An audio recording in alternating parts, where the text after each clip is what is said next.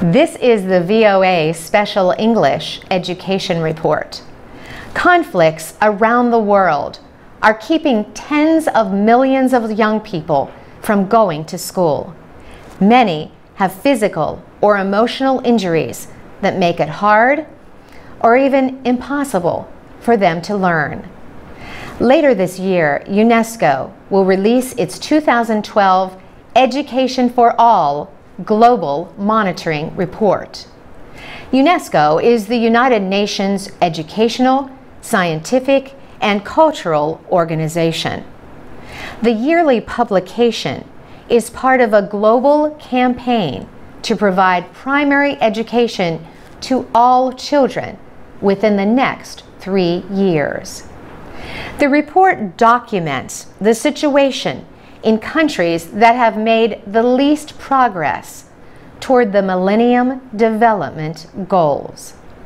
These goals require universal primary education and equality for boys and girls in schooling by 2015. Pauline Rose is the director of the report. She says at last count, in 35 conflict-affected countries, there were 28 million children out of school. In some countries, schools were not even accessible in conflict zones. There are no teachers, and the schools are sometimes attacked. The Geneva Conventions bar the targeting of public places like schools and hospitals. In some cases, schools are targeted because they represent the government.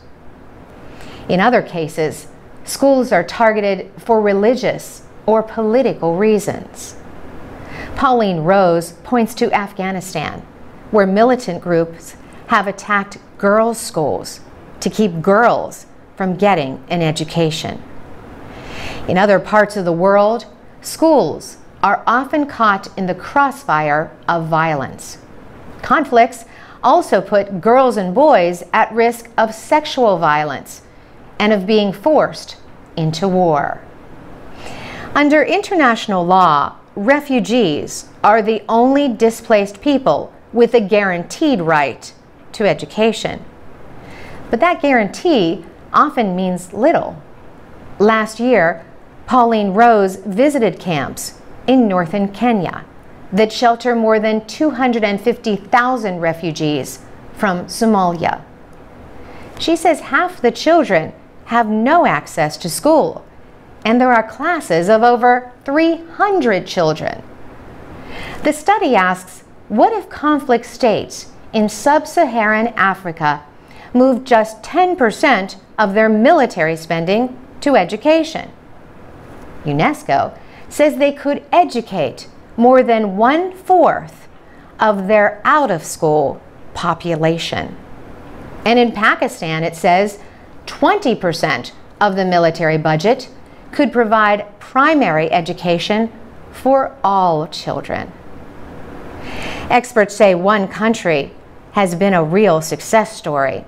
For years, Botswana has used its wealth from diamond exports to finance universal primary education and to create a skills base for its growing economy.